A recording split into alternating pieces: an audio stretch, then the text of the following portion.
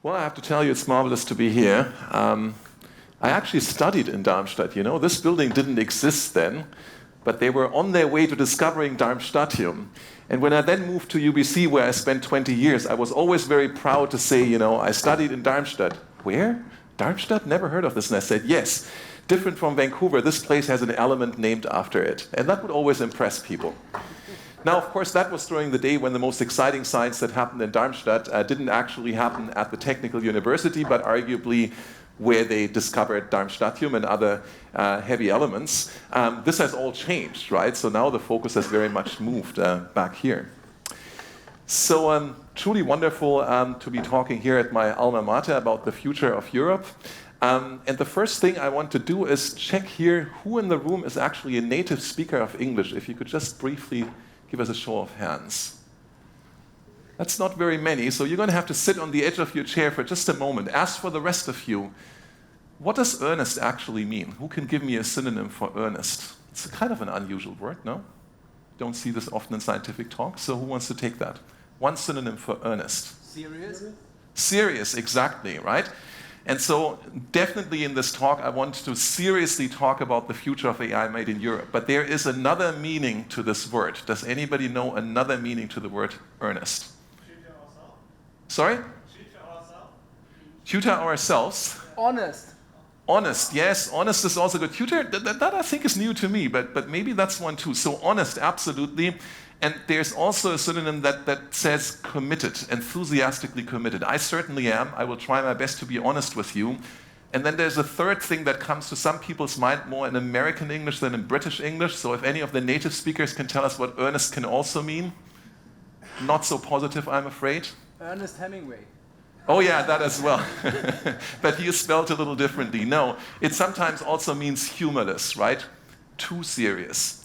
And I try to not be that, because I'd love to tell you I'm the last thing between you and a fantastic round of drinks, but I'm told that as wonderful as this event is, drinks will be happening on our own dime afterwards, right? But that's fine, right? Everything else is great. So let's be earnest about the future of AI in Europe. And you know, this is sort of a thing that you could say about it. In fact, this has been prominently said. Artificial intelligence is the future, not only for Europe, but for all of humankind. It comes with colossal opportunities, but also threats that are difficult to predict. Whoever becomes the leader in this sphere will become the ruler of the world. Who knows who said this? Any taker? Yes? Indeed. And of course, he didn't talk about Europe, he talked about Russia. Not our most favorite character, I'm afraid, but with respect to AI, certainly he's scarily correct with his assessment, right? And since 2017, so he said this before there was even a European AI strategy, before there was a German AI strategy, before any European country had an AI strategy. Canada was about to unveil one, but they hadn't quite done it yet either. So he was one of the first people who saw the true potential in terms of geopolitical influence, right? So nowadays, of course, the concern out here is that ChatGPT or GPT-4 or GPT-5, 6, 10 may be coming for our jobs. And in this article from just a little while ago, we have the top jobs that are threatened. And the first here is tech jobs, coders, computer programmers, software engineers, data analysts, right? So Mira, I'm afraid your students, they used to have rosy prospects, but maybe not anymore, if this article is to be trusted, right? Who knows whether it's to be trusted, but it's out there in the world. It's in a somewhat serious publication that's widely read. Media jobs, legal industry, market research, teachers. Teachers. Let's think about this, right? Replacing teachers with large language models. So I thought, well, maybe we should ask, ChatGPT itself what it thinks. So give me a list of jobs that may be replaced by generative AI in the future. The first thing it should have detected is the typo in my query. It was very gracious about that. And then it gives me a long list, right? That's pretty reasonable. We won't read through this together, but number one is telemarketers. Oh joy, right? We can't wait to have those. More of them, smarter, whatever. Content writers. Huh? Research analysts. That's a bit interesting. And paralegals, right? So maybe that makes legal procedures a little bit swifter and a little bit cheaper. That would be good, but I think we can all see certain concerns in this, right? And there is a certain amount of agreement between what this article said and what ChatGPT was saying. And of course, ChatGPT, as we all know, is only trained on data up to way before the article was written, so it can't possibly have read this article. But in fact, the information that it was trained on was already around long before it itself emerged and could sort of distort the picture. And then if this is not enough, of course, many of you have seen this. Mitigating the risk of extinction from AI should be a global priority alongside other societal scale risks such as pandemics and nuclear war. A very simple statement. Let's look who signed this. Well, Sam Altman. We might wonder why he did that. Demis Hassabis, one might wonder about that too. But then Jeff Hinton and Joshua Bengio, these guys are, Turing Award winners. So they're the equivalent of Nobel Prize winners. And they're at the very heart of the deep learning revolution, right? They also both play, actually especially Joshua, they play a pretty important role in guiding some of the European AI activities in the area of learning through an organization called ALICE, where they play, where Joshua has quite a bit of influence. So this is interesting. These are serious people that are taken seriously by other serious people, right? By the way, I signed that too. You can ask me later why I did that, because it is a little bit of a spectacular sounding thing, but I think fundamentally it's true. However, this is not the problem we should be worried about. The problem we should be worried about is very much connected to what actually AI is and what that means for the near future, not for a future 10, 20, 40, 60 years out. And I'm not saying we shouldn't worry about the far future. I think we most definitely should, right? That's why personally I'm pretty happy that there are people doing serious research on what we could do about asteroids hitting the Earth, right? Because we know with certainty that sooner or later that will happen. Another big one will come. And if it happens while we're still around as a human species, it would be pretty nice if we could do something about it, right? But this is not something that we should be worried right now, because global warming is a much, much bigger threat, right? And with AI, it's the same thing, this existential risk that people like Benjo, Hinton, and so on point out. It's a serious risk, but it's not the risk that's on the short-term horizon, right? So AI, I would argue, and I feel that I'm in a friendly environment here with Hessian AI, certainly involves learning and reasoning. This equality sign, perhaps we should sort of treat with a little bit of, with a grain of salt. I think there are other things that are AI, and I will mention them later on. But certainly in humans, we could not imagine intelligence without learning. That's clear.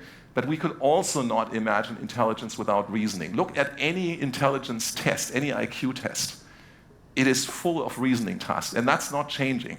It's not changing as we learned what it means to make machines sort of smarter, right? Which is very much powered by learning currently.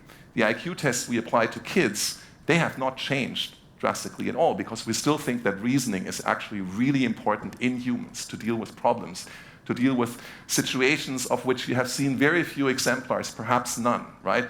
With situations where your resources are very, very restricted and you can't learn efficiently enough from the data that might be even available to you.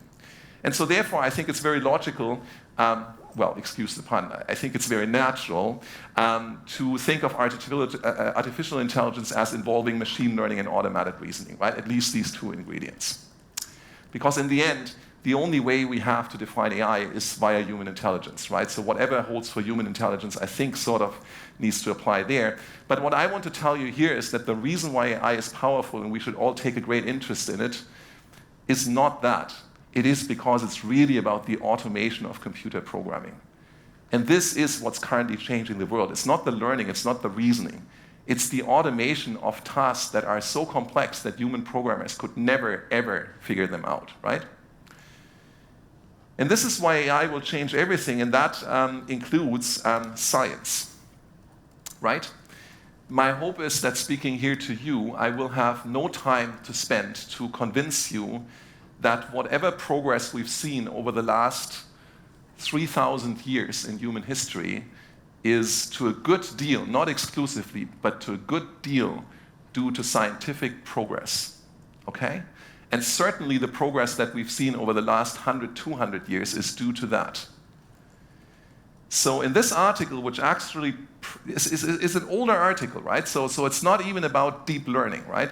It says, whether probing the evolution of galaxies or discovering new chemical compounds, algorithms are detecting patterns no humans could have spotted, pre-deep learning, okay? And of course, we all know that AI is key to better science and better engineering, but also increasingly to better public administration and better public services overall, and hopefully also will make important contributions to solving the grand problems of our time, such as climate change, inequity, and as I've learned yesterday over dinner, the dysfunctional state of Deutsche Bahn. Huh? And especially with respect to the latter, but also with respect to better science and better engineering, I would argue that the kind of AI we need for that critically requires trustworthiness. And for trustworthiness, we have a definition that we might not 100% like, but that I think is not unreasonable, namely that of the high-level expert group of the European Union. And that's a definition that is now quite globally, it's used around the globe. And it includes key notions such as robustness, safety, fairness, transparency, accountability, and a couple of others, right? And that is because when we talk about science and engineering and also about public administration in the Deutsche Bahn, what we are really looking for is robustness, safety, fairness, transparency, accountability, right? So I would argue any AI systems that don't strive for that, they will be useful perhaps, but not the key to better science, better engineering, and all these things that we really want for our society, okay? So because of what I just said, I do think the right kind of AI is the key to the future of Europe and Germany and Hessen and Darmstadt. But what will this future look like? And now, of course, comes where you kindly introduced me by saying I'm going to give you a bright look into the future. I'm afraid I can't do that, Dave. No, your name is not Dave, but I have to talk also about futures that don't look so good. And the reason is that, it's up to us to prevent these futures from happening. So I just ask you for an honest and earnest show of hands. Who here believes that if we just continue with the European AI strategy, as it currently is, and the German AI strategy and the Hessian AI strategy, we will be fine in terms of global competition in Europe, in Germany, in Hessen? Who thinks that if we just continue our current trajectory, everything will be fine? So that is exactly 0 people. So now, of course, I don't believe this because you're probably all just pretty tired and want this to be over with, so you will not raise your hand. So let's do the other test. Who thinks that if we just let things go the way they currently are, we're going to be in serious trouble in the sense that our economy will actually not look so good compared to the economy, let's say, of China and the United States in 10 years? Who thinks this is a serious problem? Aha, you're not asleep. So, okay, so then the rest of this talk is either completely boring because you already know what I'm going to say, or of interest to you because I'm going to give you a few more arguments as to why we have a serious problem. So the scenario that I want to first discuss is what I call a distant third. And, in rethinking a little bit as I was sitting there listening to Martin's fantastic talk, and by the way, I should say, when I was asked to give this kind of a talk, my first reaction was great that people want to hear about it. My second was, what a pity that I can't talk about the science that I care about, which would have been neural network robustness verification, which I think, I would have very much enjoyed to hear your opinion on, but we're going to have to do this over dinner or something, right? So, but in any case, this distant third scenario, I was thinking somehow, maybe it's even worse. Maybe we will be distant fourth because even a country like Canada could actually beat us at this if we are unlucky. And that is that European becomes a distant third, fourth, whatever to American, Chinese, whatever AI, that there's a large gap in tech and research capability, which currently there already is, and a strong dependency on technology designed and actually also run primarily elsewhere, right?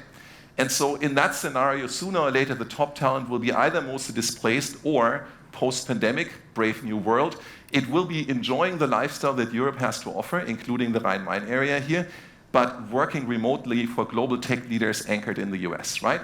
So this is the classical case. People, they live here, they might pay taxes here, but the real value they create in AI, it actually goes almost entirely elsewhere. And then we have European subsidiaries, of course, right? Mostly, they will focus on compliance with EU rules and regulations. And that can be a lucrative business, but not something that changes the world, okay? So how do we get there? It's quite easy. We do nothing. We just continue what we're currently doing, right?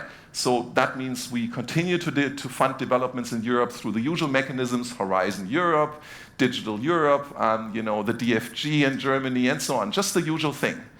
And the successes, of course, they will mostly benefit non-European entities through brain drain and acquisition, right? So we will produce wonderful talent, at least for a while. We will produce companies that are worth purchasing, but they will all go away, basically. I mean, not all of them, but too many. Most of our data will be processed in Europe because we already have regulation in place that ensures us, but it will be using and fueling technologies that are actually made and controlled elsewhere, and they will be highly asymmetrical data sharing arrangements, okay? Meaning that American companies in particular will benefit a lot more from our data than we will benefit from American data.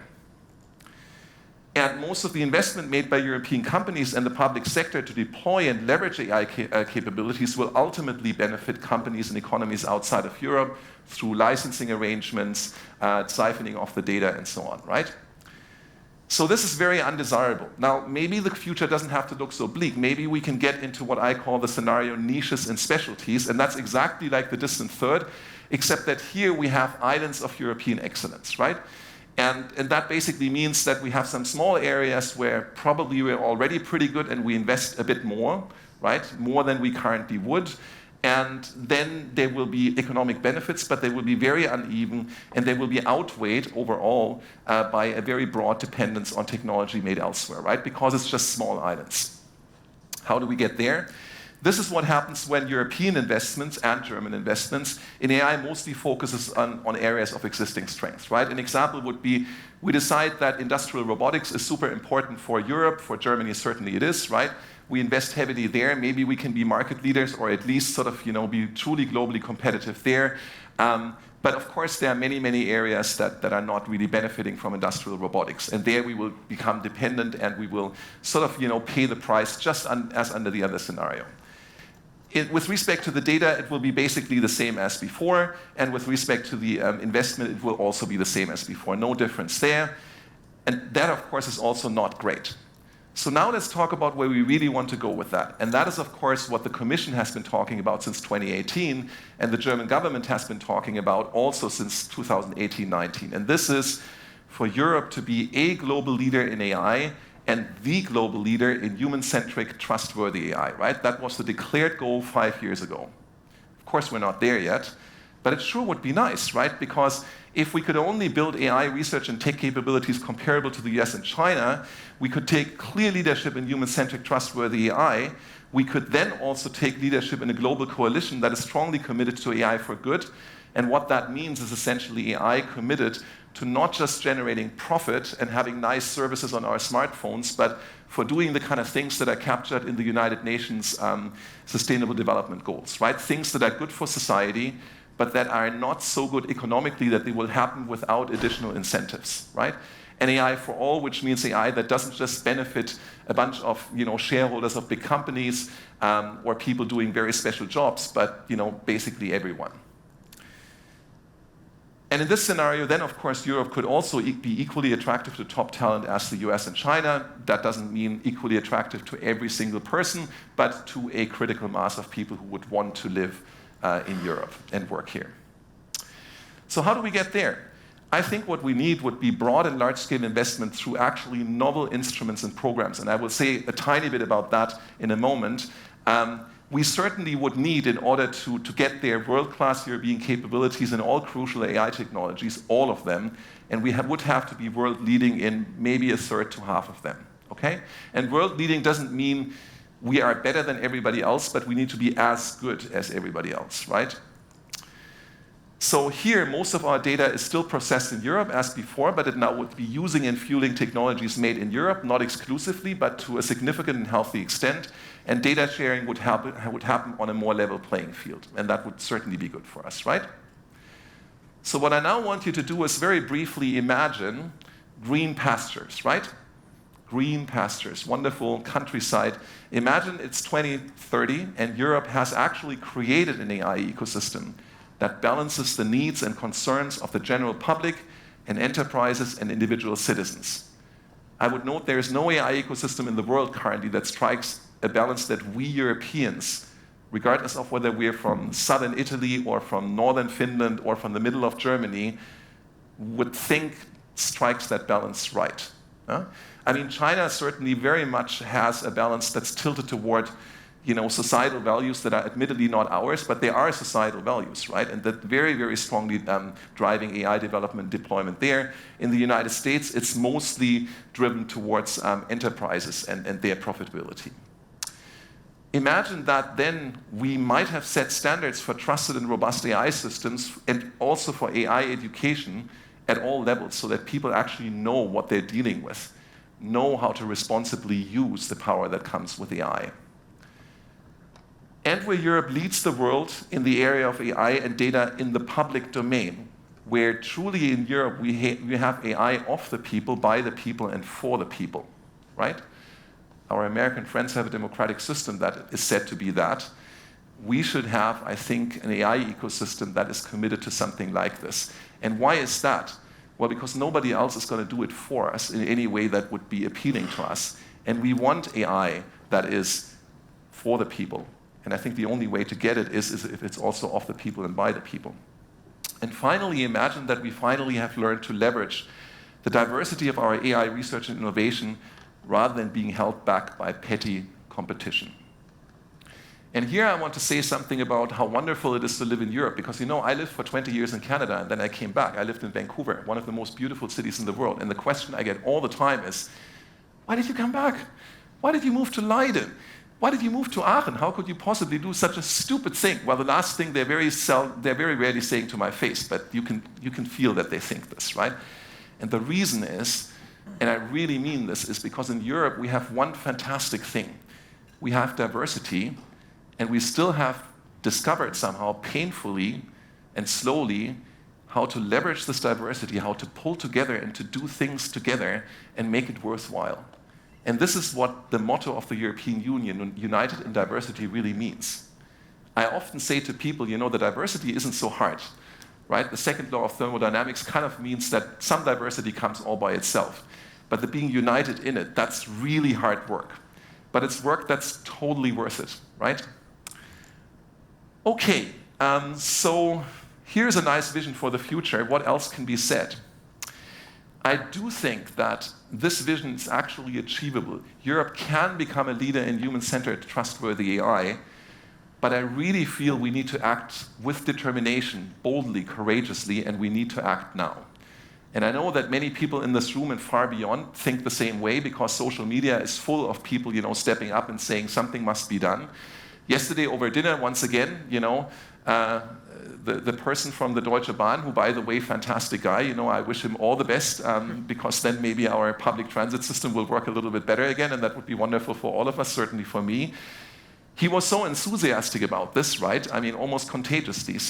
And he also felt that something needs to be done right now, something significant, right? And he also felt that he should be part of this thing, not just other people should do something. So that's encouraging, huh? We need to do something now. And therefore, I want to talk for a good part of the remainder of my 45 minutes about 10 theses on AI in Europe. Actually, there used to be theses a couple of years ago, and in preparing for this talk, I said, no, these are no longer theses, they are now facts. And you can dispute that if you wish.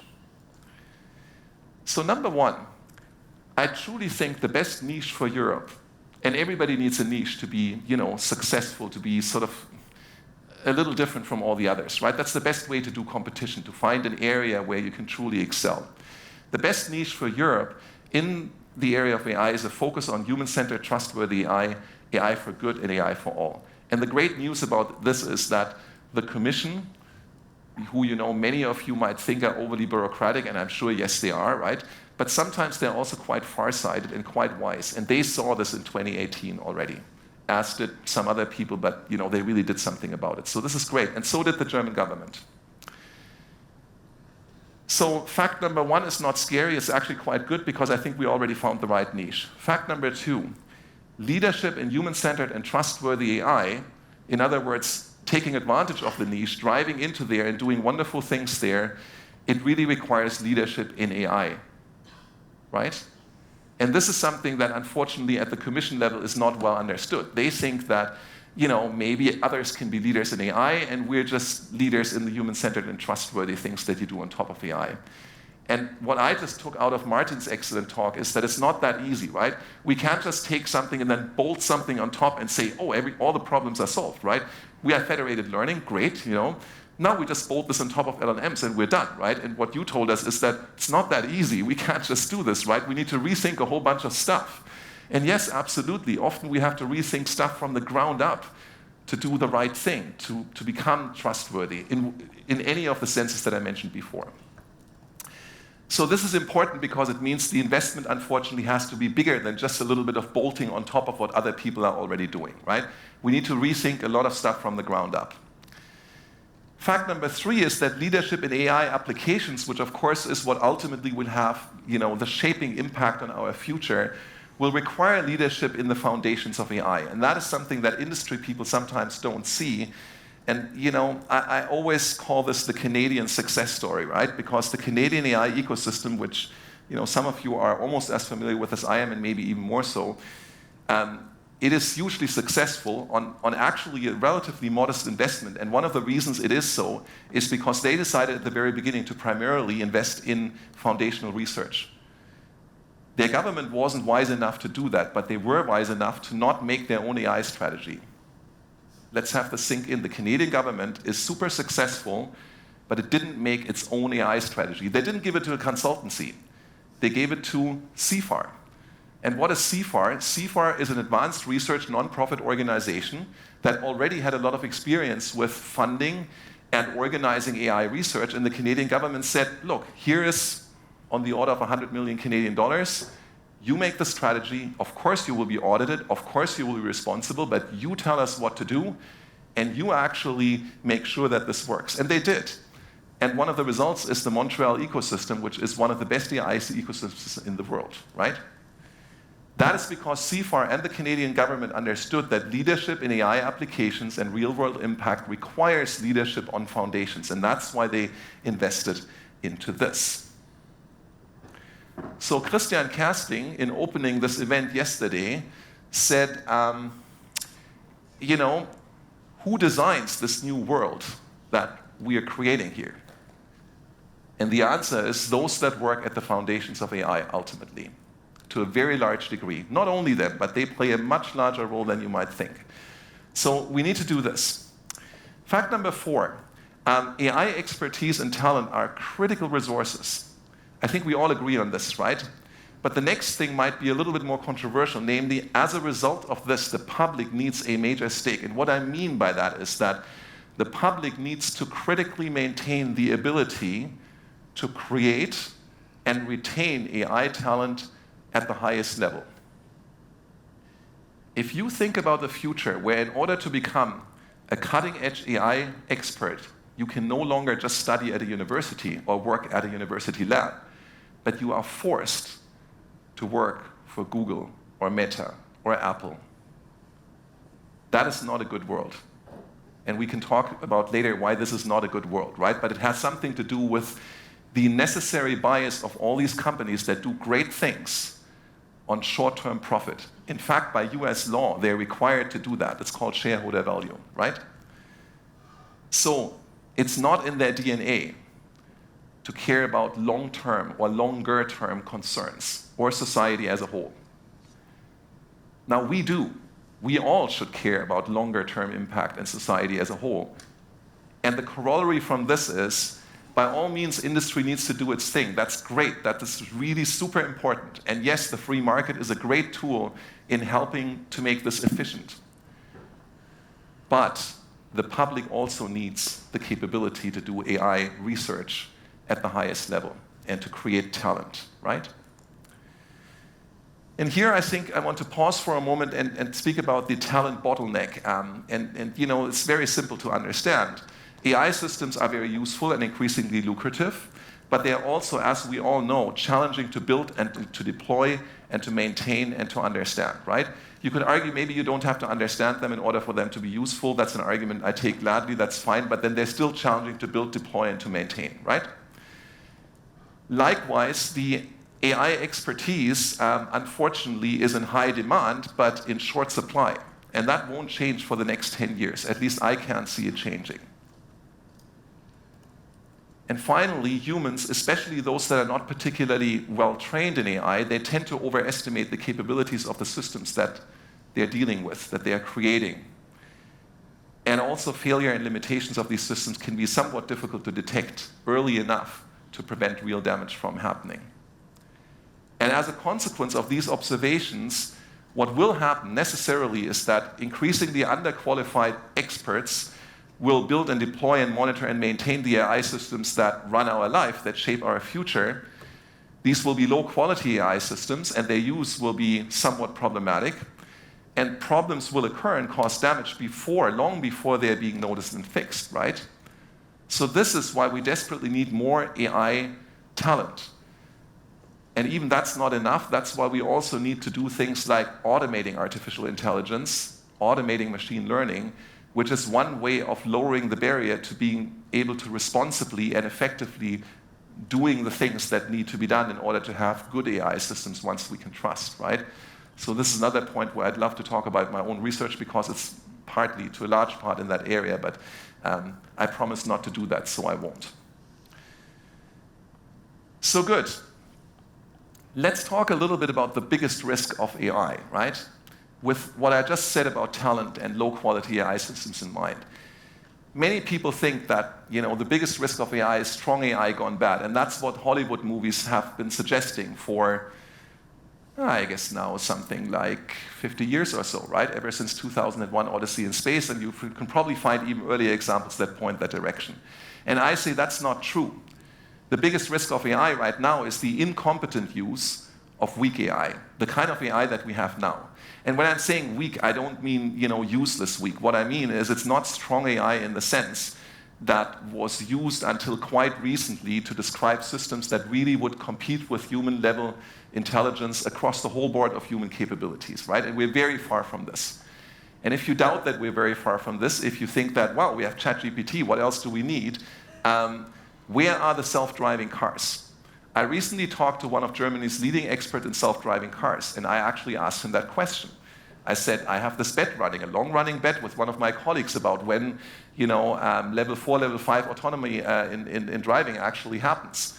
So will you tell me that it's going to happen in 10 years? And he said, absolutely not. I think I won't live to see the day, and the guy is younger than I, right? Because like Wolfgang Walzer said this morning, it's an AI complete problem. By now, all the people seriously working on it have understood how bloody hard it is, right?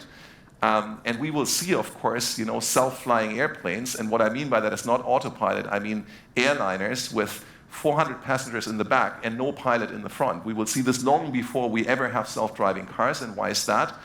Because flying is actually much, much, much easier in a certain sense than driving. And if you find that surprising, and if you don't take my word for it, although I do fly airplanes, just to be transparent about this, then just think about all the things that can happen if you drive through busy downtown Darmstadt.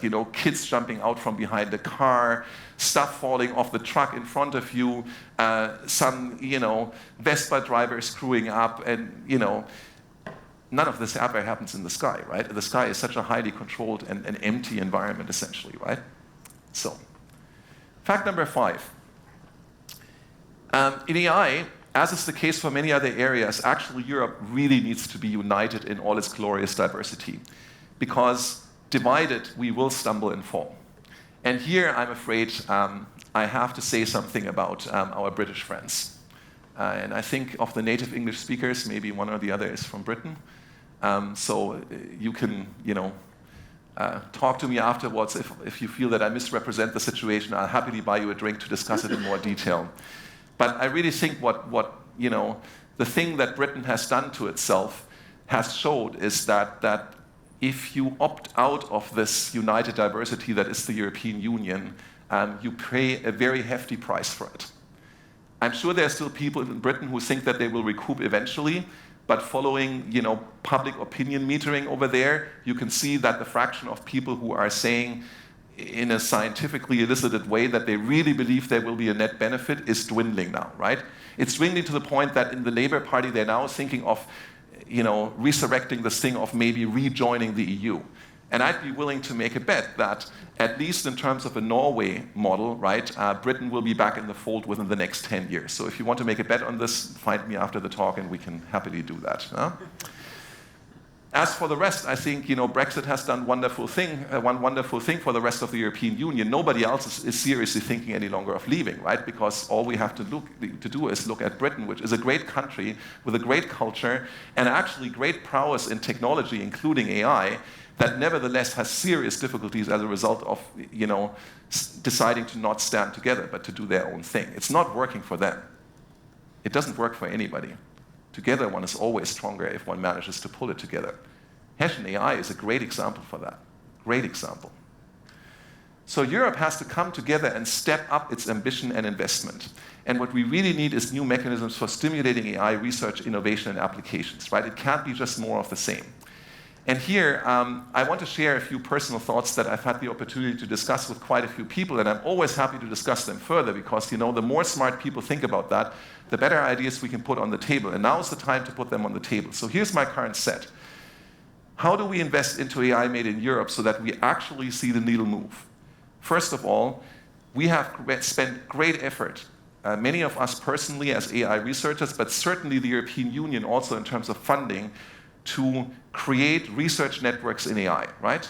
You might know that there are now 6 of the so-called networks of centers of excellence. They're all funded with I'm sorry, I have to think of Dr. Evil here for some reason, right? Austin Powers. Millions, tens of millions of euros, which actually is a ludicrously small amount, but nevertheless, they've been funded and people have invested energy into them, which is much more important. They need to be leveraged, sustained, and expanded. What the Commission currently thinks is these are 3 to 4 year projects, and then you disband them, and the people rearrange themselves into a new big structure, right? But what they don't understand, and I really don't get it why they can't see it, what they don't understand is that it takes 2 to 3 years for people to really build an effective structure to work together. And then when they finally figured it out, and it's working by all metrics, you're telling them you can't expand their mandate. That is ludicrous. This is a waste of public taxpayers' money for which the Commission should actually get into serious trouble. And that's what we in CLARE, an organization that I'm very involved in, told the European Court of Auditors when they wanted our opinion on the Commission's AI strategy. This is irresponsible and inefficient and needs to be changed. Of course, they should step up investment into talent at all levels. The simplest thing that could be done, and it could be done tomorrow if the political will were there, would be to simply say, all the ERC applications that get officially evaluated as fundable, if there is enough money and have an AI content, get funded.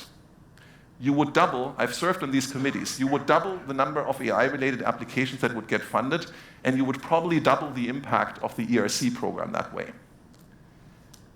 Since this is difficult to do at the European level, and we're in Germany today, here's something the German government could do right away. The German government is still sitting on upwards of €1 billion for AI. They've been earmarked for that, right? So there is a commitment to spend this on AI.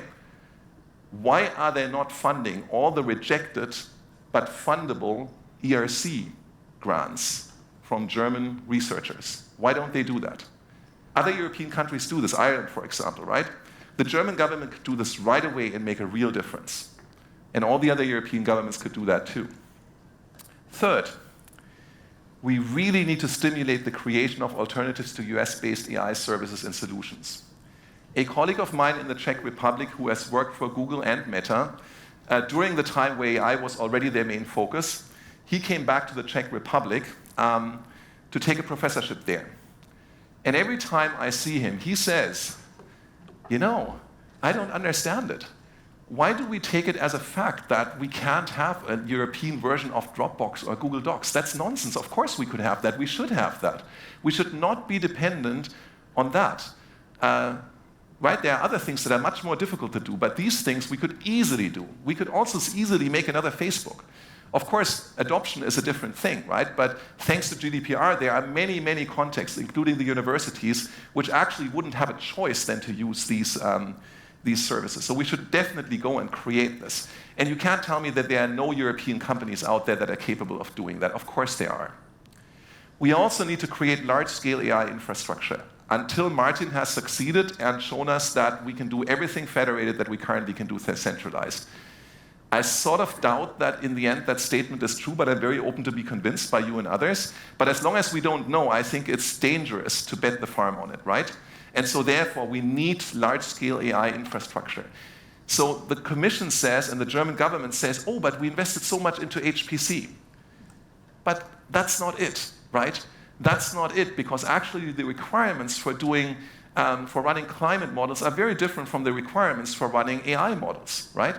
Moreover, if we have to compete in AI with the climate scientists, that's not good for them and not good for us. We need a dedicated infrastructure that's actually made just for AI. And I personally believe what we really need to do is to establish a European Lighthouse Center for AI, a CERN for AI around that infrastructure, so that we don't just have the machines, but also the people who know how to run the machines, who know how to, upgrade the infrastructure, who can teach our students how to make the best use of it, and a place where we, at least occasionally, we can all come together and do the kind of projects that we could never do anywhere else.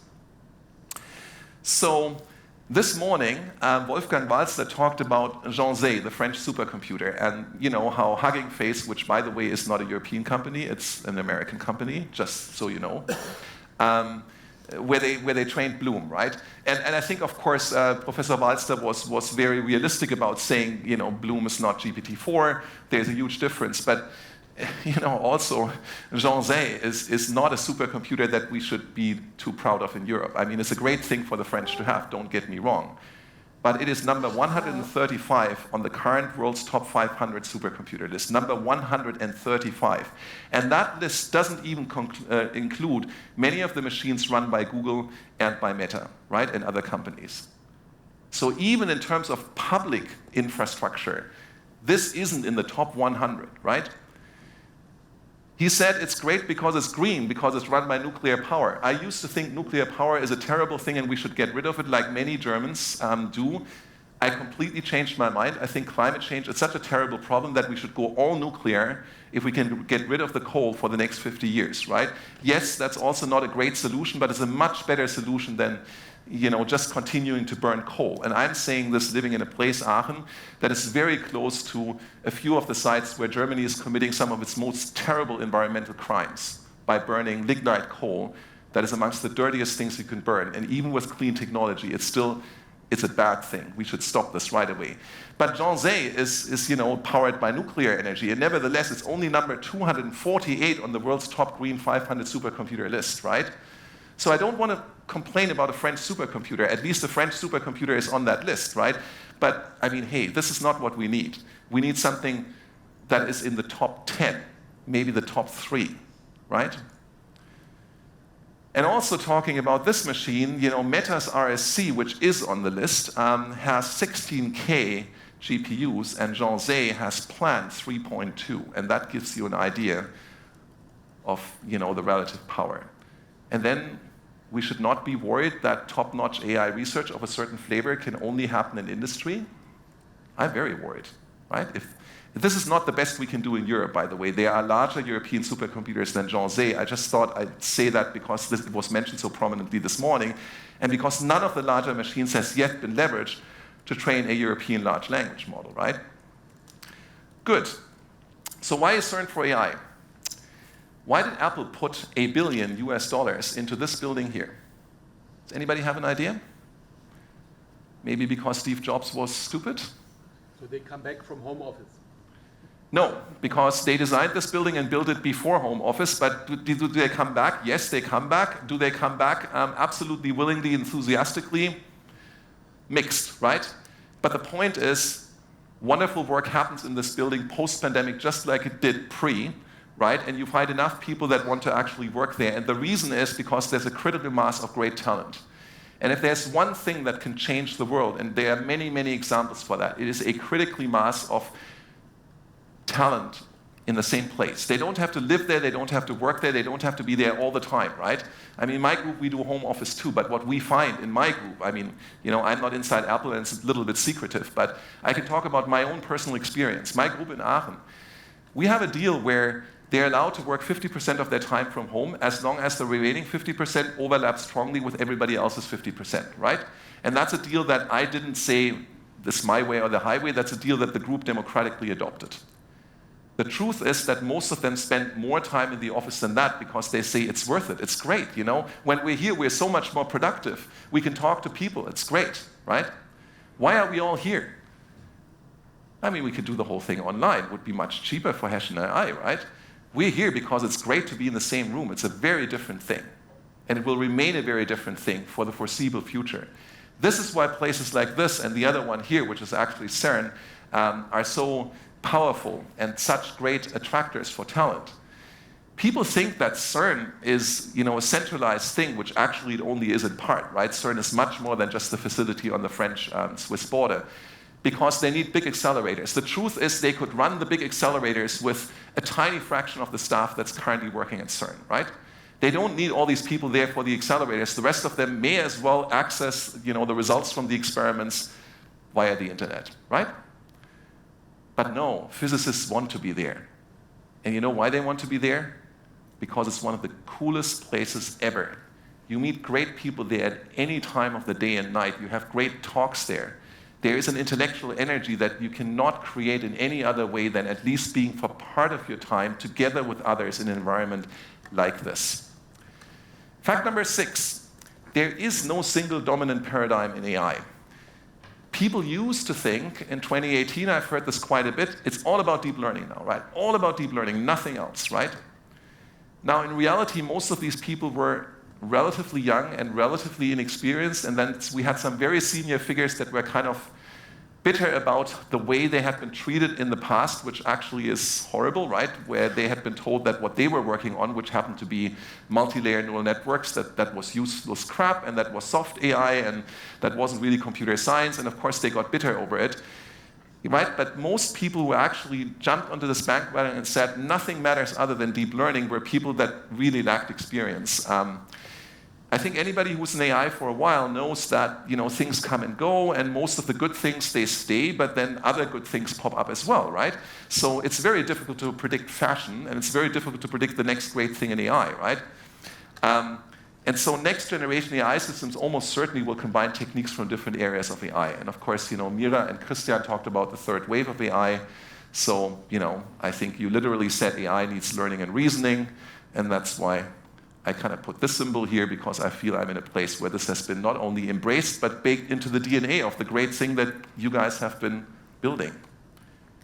And I noticed that you took the care to build a physical one here, right? So when it comes to physical environment, you guys have understood that just putting it on the screen is a different thing from actually making it and putting it here, right?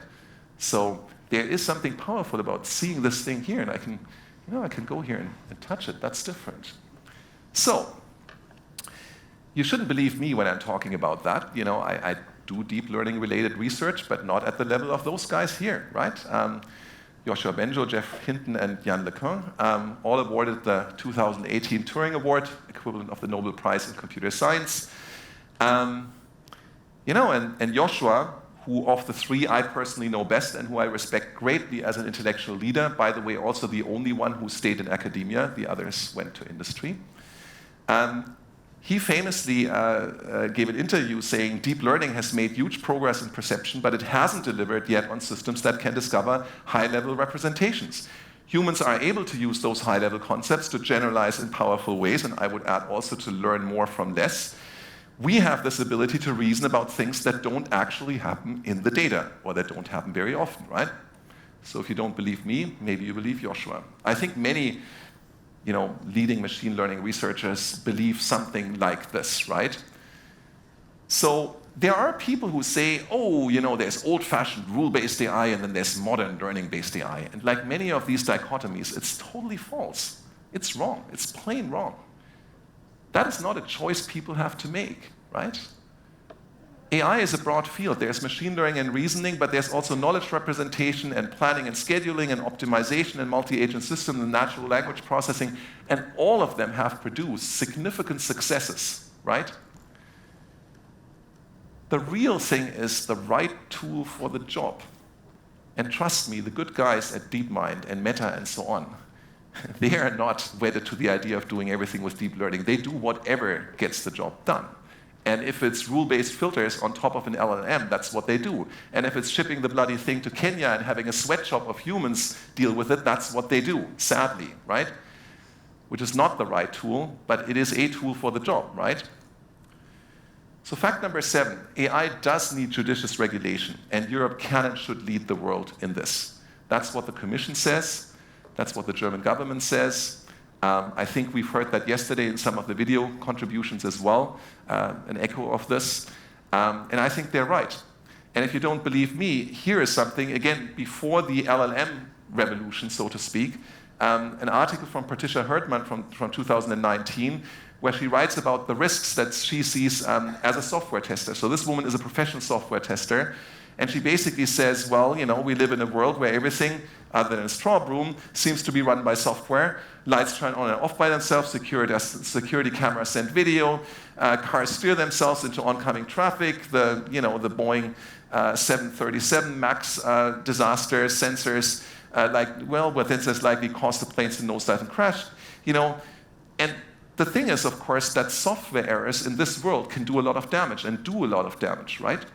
And so she says complex software is never, ever perfect, right? And I think that's our experience as well, anybody who deals with complex software, not just in the research environment. And so now, should we be worried about that? And so somebody asked Joshua Benjo, do you see a lot of companies or states using AI irresponsibly in light of this observation? And here's his answer, literally. There's a lot of this, and there could be a lot more. So we have to raise flags before bad things happen. A lot of what is most concerning is not happening in broad daylight. It's happening in military labs, in security organizations, in private companies providing services to governments or the police, right? So this is a Turing Award winner who, one of the fathers of this technology, who's saying we need to be careful because it is being abused. It is being used incompetently and naively and sometimes maliciously. And what's even more disconcerting is that Europe right now is drifting into a deep technological and economical dependence on a few US-based tech companies. And if you don't see this quite yet, I invite you to just look at the press and listen to what you pick up from the ecosystem about all the German companies that right now are starting to experiment with large language models in some of their activities, right? And then ask yourself, how many of these are using large language models that are not provided by Microsoft, OpenAI, or Google? And you will find that, it's a trajectory like this with respect to adoption and deep buy-in. These things now get deeply integrated into these companies and their products and services, and it will almost be impossible to extricate this in the long term, right? So it's very problematic how dependent we get. And now imagine what happens if somebody decides, we don't like European policy, right? Sam Altman has already said it, and then, of course, did a 180. But let's just say, President Trump in his second presidency says, we don't like your policy towards Russia or Ukraine. So, you know what? You're dependent on our AI services. Let's just classify them as export controlled, and you can't use them any longer, or you can just use the second best ones. What then? What happens then to the German economy that has become dependent on this stuff? It will nosedive and crash. That's what's going to happen. And that's going to affect every single person here. Us academics in our little shell, people on the street, everybody will suffer from that. You think the delays in the German Bahn are bad? Wait until what's coming if we get into this scenario and anybody decides to exert geopolitical pressure through that lever. And any lever that can be used to exert geopolitical pressure, sooner or later will be used. History has shown us this, right? It's only 10 facts. We're almost done. Fact number 9. This is the more positive one. I think in reality, all the ingredients to do something better, to do something positive and exciting, are actually there. What's missing most is cohesion and critical mass, right? And critical mass, notice, this is not about the mass itself. The mass is also there. Critical mass is about density. It's about bringing the mass together. And no, it doesn't mean bringing everybody into one CERN and then they will never spend any time elsewhere. It's about making these people work together for part of their time effectively. And you don't need all of them. You need, a good fraction of them, and that's going to do it. And fact number 10 is that big success stories don't simply happen because you want them to happen or you wish them to happen, right? They are willed into existence. This is an act of very great determination. And of course, what you guys have pulled off here is testament to that. Yesterday, I had the pleasure to sit at the table with the state secretary, who I think was not responsible for this personally because he wasn't even in office now, but he, of course, knows the people who have been working with you and Christian and many others on this.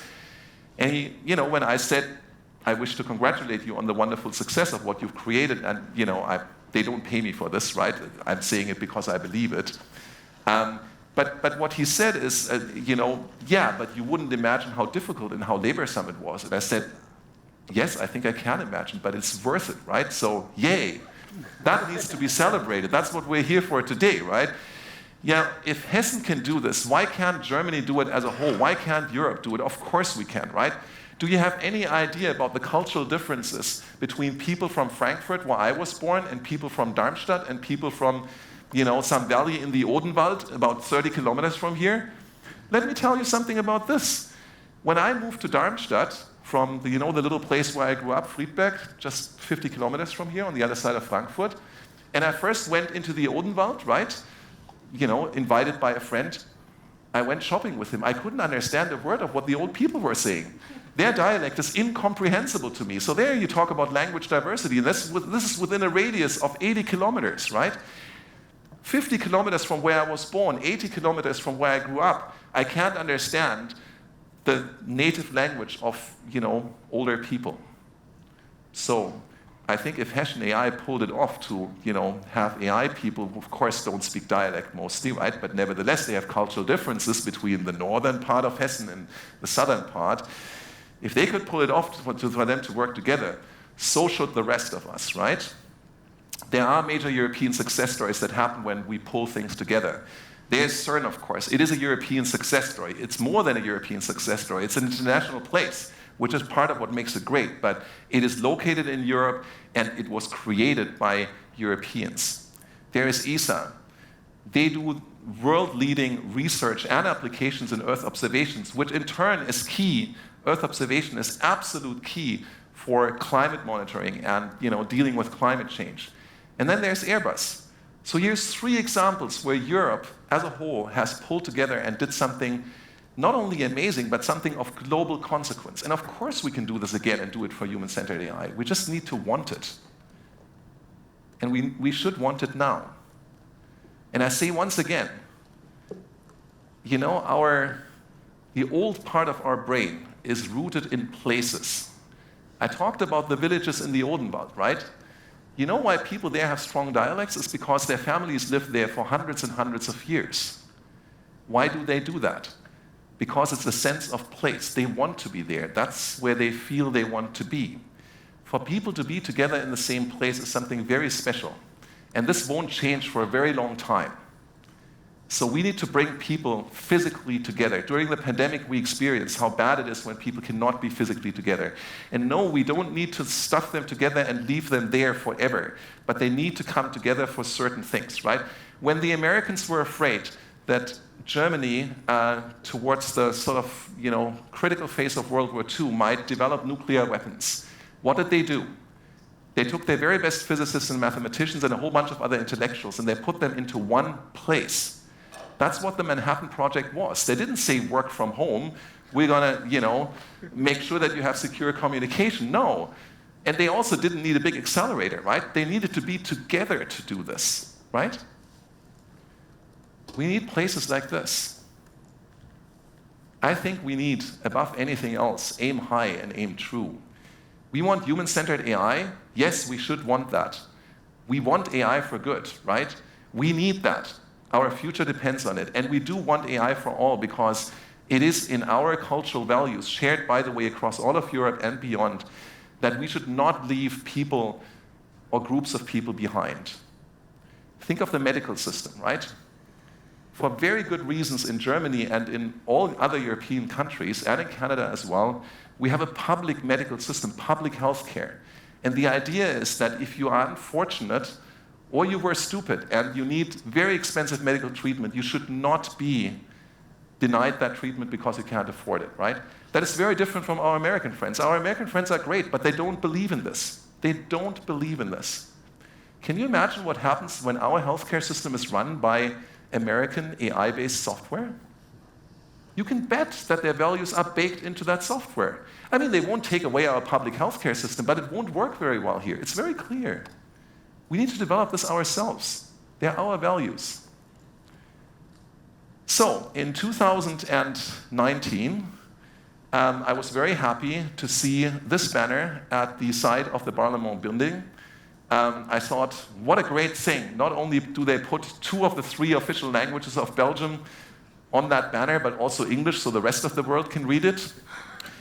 The 3rd language, by the way, would have been German. That is an official language in Belgium. The English translation for a union that strives for more, when I read this, I went like, that doesn't sound so positive, right? Probably this wasn't the native speaker who translated that, because, you know, pour une union plus ambitieuse actually says for a more ambitious union, right? So it's about ambition. It's not about striving, right? Striving sounds like struggling and not achieving. So I can't help but say this, but, you know, I'm sorry, but they have failed. In AI, they have completely failed. They had the ambition, they still have, but they completely failed to deliver on the ambition. And I think that must change, because that's the level at which we can and need to do things in Europe in order to really reach a future that we want. Now, here is somebody who has inherited a train wreck, Rishi Sunak on the right. Actually, the guy on the left inherited a train wreck as well, right? Joe Biden. But let's not talk about that. But he recently actually started to talk about the CERN for AI.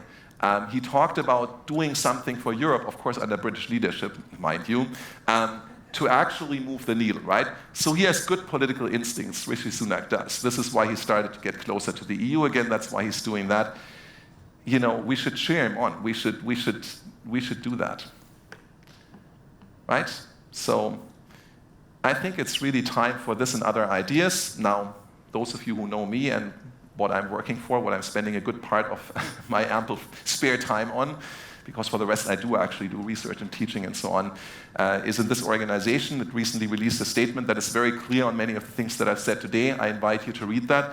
I invite all the students here that feel passionately about that, and the junior researchers all the way up to the level of postdocs, to also check this out.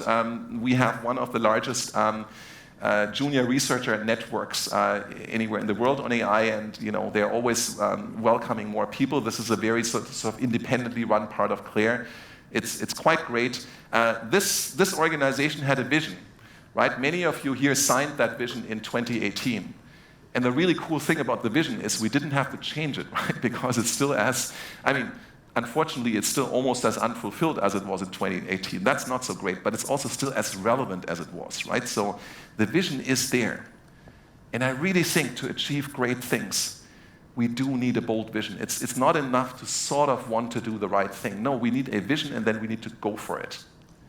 And we need to go for it so badly that either we dream this big dream and then fight for its realization, or we should just stay home and have a good life and just wait and see what happens, right?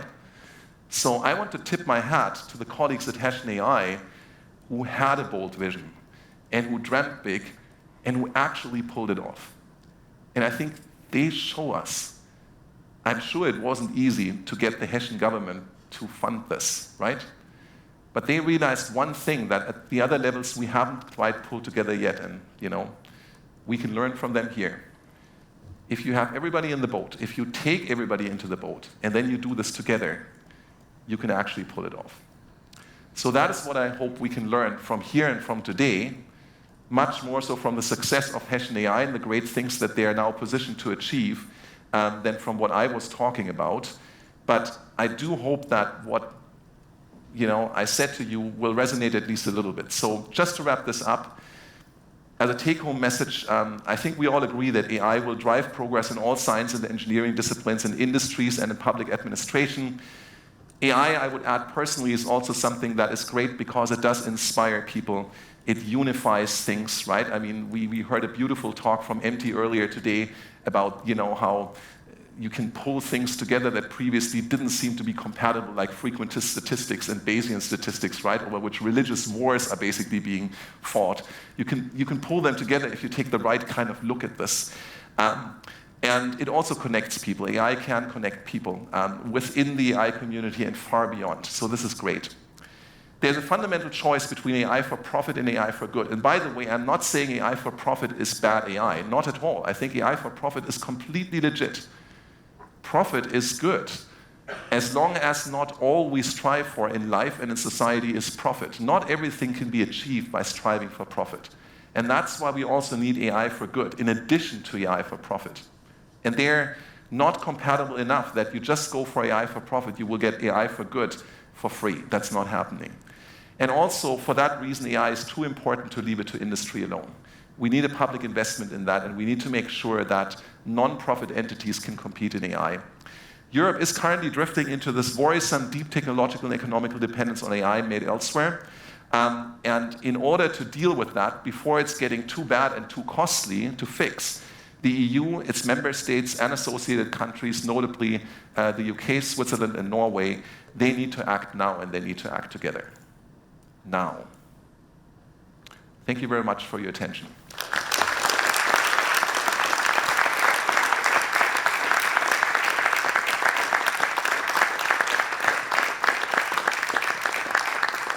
Perfect. Thank you for this great talk and this great message, basically. So we have some time left, so if anyone has questions here, please feel free to ask. Hi. Before you were talking about AI regulations, that this is a useful thing to do. What kind of regulations are you thinking about, so specifically? So the current risk-based approach underlying the EU's AI Act, I think, is fundamentally reasonable, right? And there, I would think, very much like the Commission articulates this as well, AI is not so different fundamentally from other kinds of technologies where, there are certain kinds of uses that are just more sensitive than others, right? So in particular, uses where human life or well-being is at stake, like in medicine, for example, obviously they should be scrutinized more carefully, and they should be subject to more checks and balances, just in terms of consumer safety, right? So I think that's reasonable. There are other parts of the AI Act that I very much agree with, a growing choir of industry participants that are somewhat worrisome. For instance, the parts that make it at least doubtful that open source AI systems can be used as freely as we would like to use them now, right? But overall, I think the EU's approach there is well-intentioned and quite reasonable. I don't think they will get this quite right the first shot, but I think this is an area where maybe it's better to sort of do something reasonable and then hopefully fix it as we see what doesn't quite work, than to do nothing at all.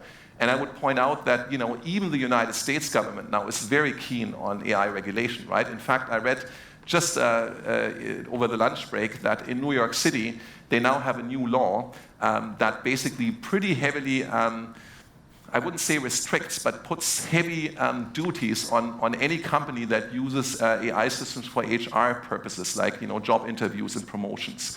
And I think that's super reasonable, right? Because this is a sensitive area where you really don't want bias and a lack of explainability and a lack of accountability. I hope that answers the question somewhat. That was something. Thank you very much. We needed that. Thank you. So doing the right thing is hard, right? And of course, tech money comes easier. Maybe things happen faster. Public money is hard. Solving the problems that we really care about is hard, right?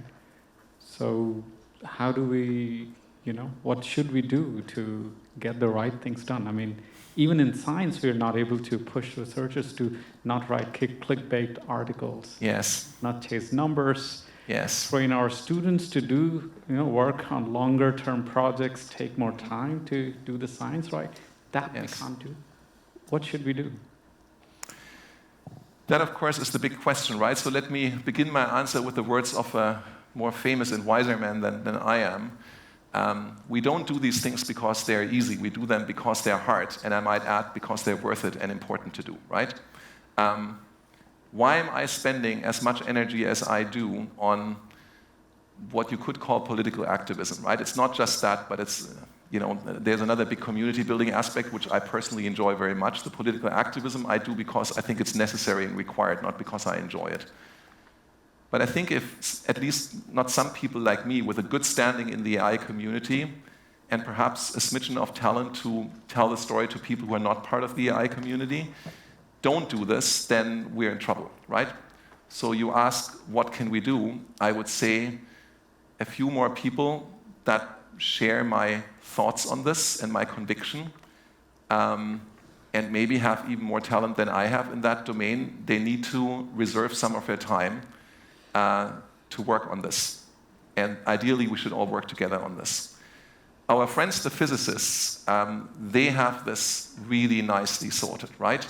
I have nothing against quantum computing whatsoever. I think it's an intellectually very exciting endeavor, and I wish them all the best. But I think, very honestly, if a country like the Netherlands, and the following is a fact, invests as much into quantum computing as they do into AI, something is seriously out of whack.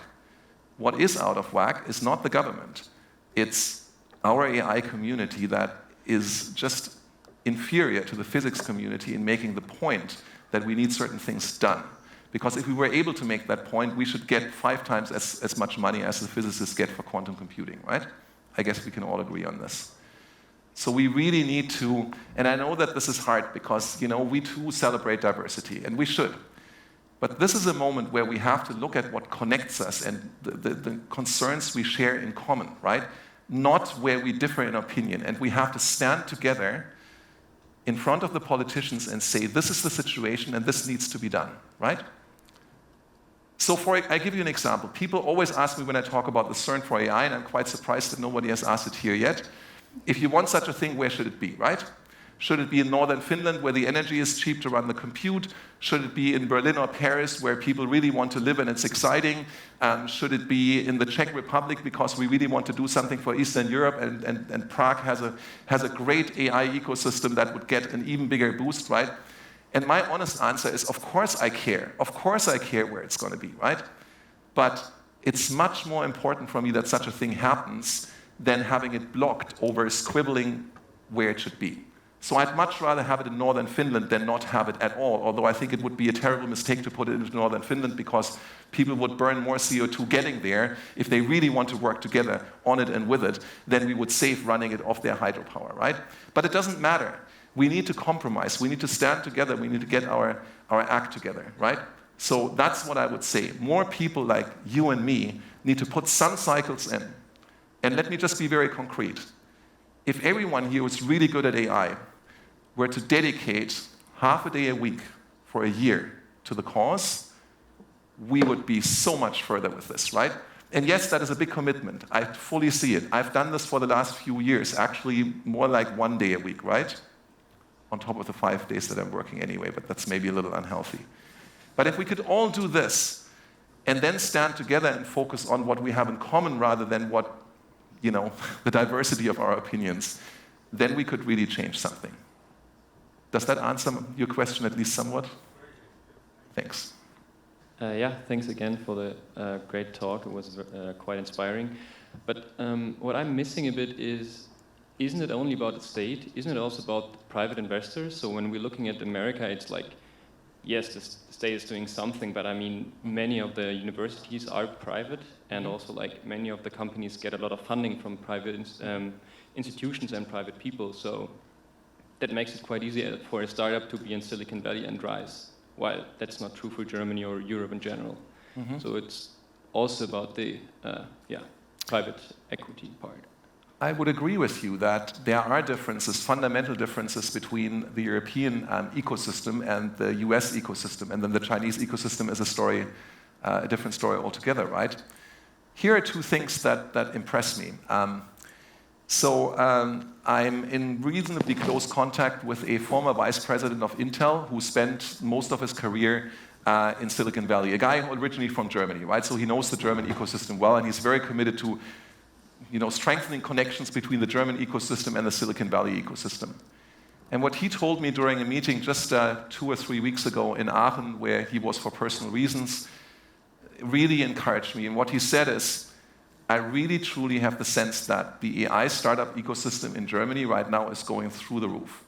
and this is a Silicon Valley guy. He said, I see great potential, right? Now, the problem, of course, is if these startups, they thrive for a while in Berlin or Frankfurt or Darmstadt or wherever, and then they all get bought up by US investors, right? But there are also solutions for that problem. They don't come that easy, but I do think we see movement in the right direction, and there are ways of doing it. But it's not easy, right? But I do think there are solutions. The second thing, however, is much more fundamental, and this is one argument that I hear a lot against a big publicly funded effort is, we've done this in Europe and they failed, right? And it's true, there have been big public efforts, EU flagships that have failed.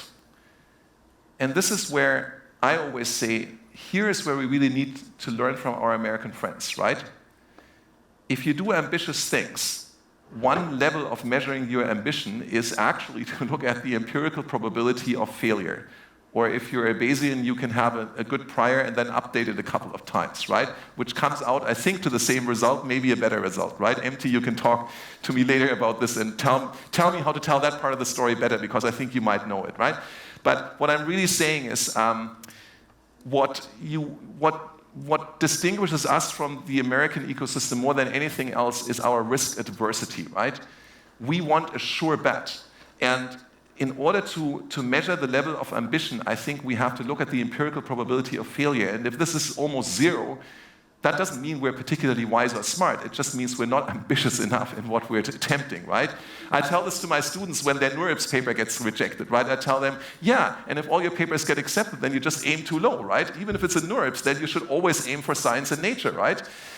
So the truth of the matter is, if we attempt big, ambitious things, we need to be willing to fail, to fall flat on our face and then get up again, rub off the dust, get back on that horse, and get going at it again.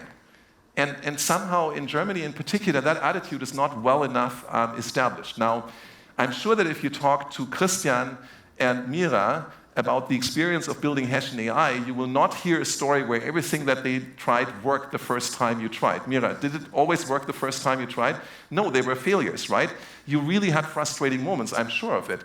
But then you kept going, and that's the thing, right? Because it was an ambition that's worth it. And we need more of that attitude. And my feeling after 20 years in Canada, which isn't Silicon Valley, but still has more of the US-American sort of not-so-risk-adverse mentality, right? One thing I've learned is that Germany has changed a lot, and so has France and Italy and so on. There's now a new generation here that I think is much more willing to take big risks too. We just need to be honest about it. We need to say there are things that are risky, right? We cannot guarantee that every publicly spent euro will generate return on investment. That's fine. All we need is that some of them give us a big return on investment. And that, I think, we can certainly do here in Germany, right? And if you don't believe me, my colleague from Silicon Valley, I think he has better judgment on this, and he thinks that's the case as well. Sorry for the long answer, but hopefully that gave you a few pointers there. Thanks. Okay, we have one last question, and then we have to cut. Thank you very much for this great presentation.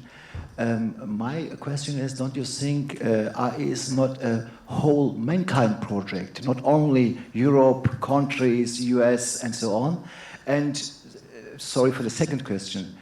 It's interesting for me, as a not technical, that you use the word good AI, and good AI is always the other side, bad AI. Why this ethical category, or not, we can say, useful for the mankind, or not useful for the mankind? Good, so those are two questions. I'm not sure I'm allowed to answer both, but can I? I think so, yes. Good, so the first is, AI is a project for humanity. Absolutely, absolutely, I couldn't agree more. But we already know how difficult it is to get all of Hessen to agree on a way forward, right? So I think Europe is a tall order, but we do have shared values, and we have demonstrated over the years, for instance, through the success that is our common currency and things like the Schengen zone, which of course is not synonymous with Europe, but it's one of our great achievements. I'm sure you would agree with that. That we can achieve enough unity and diversity that we can really make a difference for everyone, right? So the reason why I think Europe is uniquely positioned to do this, and then of course open it up to other players as well, notably including Canada, certainly the US, maybe even China, Russia, and so on, right? They too have values that are not incompatible with ours altogether, right? Not at all, right? But we can start it here in Europe because we have learned the painful lesson just well enough that we can create things that work for all of us, no matter how different we are. And my feeling is that if we do something that works across Europe, it's very likely going to work far beyond two, which is why I think here's a good place to start, okay? Which is maybe also why it's a good place to start in Darmstadt, where there is these values in the Odenwald, where they all speak mutually incomprehensible languages, which isn't the case everywhere in Germany. You find many areas in Germany where this is a lot more homogeneous, right? You want to start from a place of successful heterogeneity, and the European Union is that. The answer to your second question, why is it good AI? Actually, I never used the term good AI, but AI for good, and it's not mine. But I do like it. I would like it even better if the people who coined it would have said AI for the common good, because I think that would be more precise. But I think that is the kind of AI that we need to focus on a little more, not exclusively, but a little more, because the common good is a precious thing. And it doesn't take care of itself. It only takes care if some of us, a few of us, get together and take care of it, right? And then you said something about AI, bad AI. I think we shouldn't kid ourselves, right? I started very deliberately with Putin's quote, right? There are people in the world who fully understand the potential of AI and are not going to use it for the common good, and actually not for good at all. There are people in the world who will use this for their own purposes, which might be quite misaligned with the interests of the rest of us. And we need to be prepared for this. And the way to be prepared is to learn as much as we can about the current latest AI models. And we don't do that if Microsoft and Google develop them behind closed doors. And actually, as we know from the Timnit Gebru and others scandals, so to speak, they're not so willing to take criticism from their own ranks, right? We need this in the public eye. We need to be able to do it in an environment that is fully responsible to the public and that is fully transparent. And no company can achieve that. We cannot rely on companies. It would be deeply unfair, right? So that's why it needs to be in the public sphere. I hope that satisfies you somewhat. And I'm sure all of the rest of you want to go for drinks, for dinner, and whatever. Thank you once again for your attention, for the great questions, and for giving me as much of your time as you have this afternoon. Thank you.